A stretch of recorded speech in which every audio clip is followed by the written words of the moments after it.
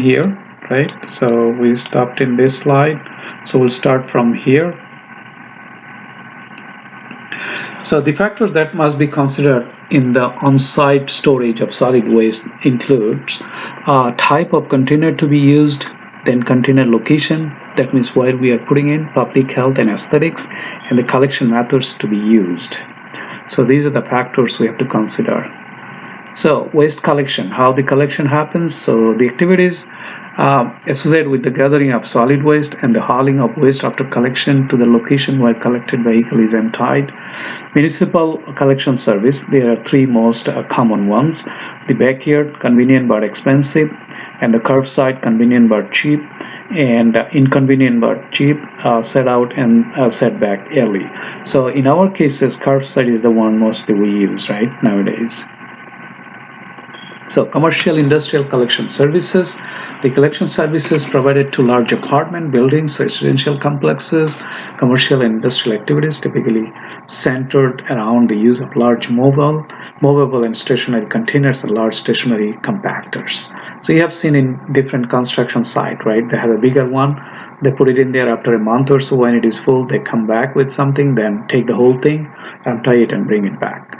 So compactors are of the type that can be used to compress material directly into large containers or to form bales that are then placed in the large containers. So types of collection system based on their role, their mode of operation. Hull container system, the other one is stationary container system. So hull container system, basically a collection system in which the containers are used for storage of waste are hauled to the processing, transfer, and disposal site. But nowadays it's not done. So emptied and returned to their either their original location or some other location are defined as hull container system. There are two main types of hull container system: tilt frame container and trash container. So I have a figure in there, the figure in the next one. So like stationary container system, collection systems in which the container used for the storage of waste remain in the point of waste generation except when moved to currently defined in stationary container. Labor requirements of mechanically loaded SCS are essentially the same as ACS. Okay, there are two main types of SCS. I mean stationary container system, those in which self-loading compactors are used, those in which manually loaded compactors are used. This figure shows us in here. So both of them are like hull container and stationary container. This is the situation of hull container. This is the situation of stationary container. So in this case, as if I explain this one, the truck comes here, then they take it to somewhere here and bring it back here. So this is the driving they are doing extra. Both the driving they are doing extra, right? So then going back. In here, what they're doing, they're coming here, they taking the waste from here and putting it back and going back here. You see how much is the driving being reduced with this system? So the stationary container is the best option. Nowadays, that's what we see. We don't see this one anymore. So this one we see only for the big container, like either in the apartment or in the construction site, things like that. Okay. So these are important. This is very cheaper and efficient compared to that one. But this one we cannot avoid if we need a bigger truck that we then untie onto another one and go from there. So this is the collection vehicle. Looks like that's what it looks like. Collection vehicle. Okay. So it might have a compactor, something like that in the back, but may not have. Some of them are automatic. They have something side that can automatically pick up the trash and put it in there without any manpower. Only driver is there should be. So here is the one. It has a compactor, collection vehicle. I think it has a compactor in it. So this is the driver. It has a compactor. It can compact in there. Waste collection routes. Once the equipment and the labor requirements have been determined, collection routes must be laid out so both the workforce and the equipment are used effectively. In general, the layout of the collection route is a trial and error process. There is no software to do that. There is no real model, mathematical model to do that either. However, some factors that should be taken into consideration when laying out routes are as follows. existing company policies, regulations related to the such items as the point of collection, frequency of collection must be identified. Then existing system conditions such as crew size and vehicle types, waste generated at traffic congestion locations should be collected early in the day or possibly at night. Sources at which extremely large quantities are generated should be collected during the first part of the day. Scattered pickup points or small quantities of solid waste are generated should if possible be serviced during one trip or the same day, things like that. So the layout, waste collection or layout collection routes is 4 steps: prepare location maps, then prepare data summaries, lay out the preliminary collection routes starting from the dispatch and where it's ultimately going to, and develop a balanced routes. So I'll show you an example here. Here is the example that I have. So in here looks like route 1 is starting here, right? Route 1 is starting here. So, and looks like collecting, and collecting, and finally goes there. And so something like the route 1, and the end of route 1 is right here. And the second one, let's see where it starts. Start the route 2, starting from here, going this way, coming back here. So coming back this way, coming back, ultimately collecting and coming back over here. So these are not done by any model or any mathematical model or computer software or anything like that. What they have done it, so they use the route, and each time they did 3 or 4 types of combinations, and they measure the distances. Okay, measure the distances and count the number of collection points and things like that. And based on that, whenever they see the minimum distance need to be traveled, as well as minimum the maximum number of pickup can be done, location can be picked up, that's what they have selected those things. Okay, this is the problem we are going to solve. So this will tell us, like, say, the route system is already there. Based on some of the information, we'll be able to see, like, say, 3 things. Number 1, the city of Atlanta, the population is 420,000, has requested you for engineering service in evaluating its solid waste collection system. Determine the mean time per collection stop plus the mean time to each next stop. So this would be my one answer that I'm looking for. The number of pickup locations per load, the second one, and the minimum number of garbage trucks the city must own, this is the third one. So we're looking for 3-step problem, this one. First one is the time, second one is the number of pickup locations per load, and the minimum number of garbage trucks the city must own. The city of Atlanta collection data are as follows. Average truck capacity they are planning to buy, or they might already have part of it, 15 meter cube. Average observed compaction ratio is 2.54. That means they have a compactor. So if they take 2.54 meter cube, it will be compacted to 1 meter cube. Crew size is 2. Each truck will have 2 people. Number of pickups 1 per week. And the average number of cans per stop is 2.65 per week. And these are the 0.065 meter cube per can. Average number of residents per stop is 6.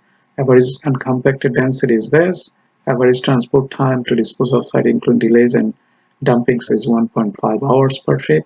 Average number of trips to disposal site equal to 2. Rest breaks is 2 at 25 minutes. Average maintenance downtime is equal to 45 minutes per day. Average work day 8 hours. Average person truck out of the service for major repairs is 20%. So this is the equation that we can use for the time, the mean time per collection stop plus the mean time to reach the next stop. This is the equation we'll be using, and this is the using number of pickup locations, NP equal to this, things like that. So we'll explain each term before. So I use the Excel to solve it. So here are the information, whatever is given, I put it in there. So now initial calculation that we'll do, BP is the volume per pickup. We have 2.65 cans per stop. Each can has a 0.065 meter cube. So if I multiply this 2, usually I'll get like 0.1728 meter cube.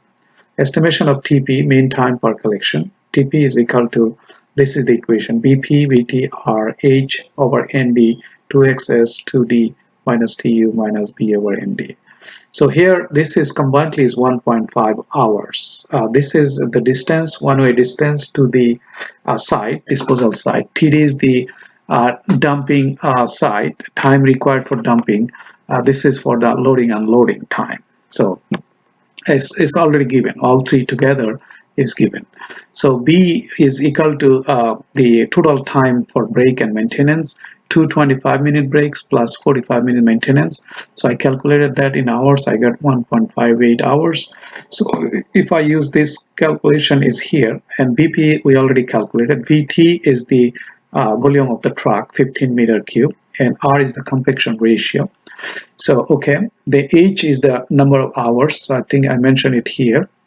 Okay, so H is the number of working hours. N is the number of trips to the site.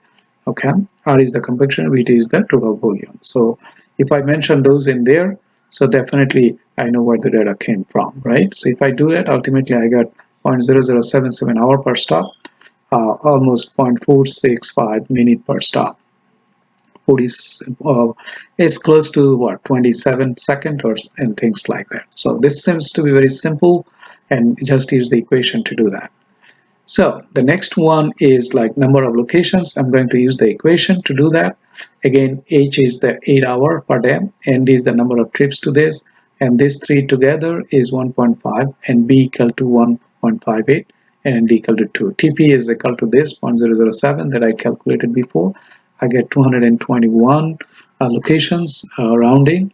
So if I use the other equation, NP equal to VTR over VP, so T is the truck to this ratio, and this is the BP, right? BP came from, you remember that BP, right? Pickup volume, volume per pickup. So if I use it, I get a very close to number, the same number, 221. Okay. So the last one is how to calculate the number of trucks. C. So population is this. Assuming number of days per week is 5 days. So they don't collect in the weekdays. Number of stops per week is equal to 70. So this divided by 6. You remember number of household members per household is 6. So stops per week. Volume of waste to be collected per week equal to this times this is the multiplied by BP maybe. So that means this is the can number of cans and this is the can volume, 12,095 meter cube per week. Number of loads per week, this divided by 15 meter cube into R, right? That means VT into R. So ultimately 317.45 loads per week. Number of loads per week per truck, number of days per week, number of trip to landfill per day, ND equal to 5 times ND is 2, so equal to 10. So number of trucks would be number of loads per week, that means this, and divided by number of loads per week per truck. So it would be 31.75. There is another way to calculate the same thing, number of trucks equal to number of stops per week is this, 70,001, right? And then the number of day per week times number of stops per load times ND. So ultimately this one, right? So it would be 70,000 divided by 5 times 221 times 2 equal to 31.67. They are very close. They are not exactly the same. They are very close. So number of trucks we really need, we have to add 20% of that, right? So that is out of service. That means 31.67, I use this one times 1.2, I get 38. So basically I need 38 trucks for that each of them will have a capacity of 15 meter cube and so on. Okay, so I will keep this one in the screen for a while to see it. So this one doesn't have any relationship between A and B, but the definitely A has a relationship with the B because they have some similar calculations, some similar data.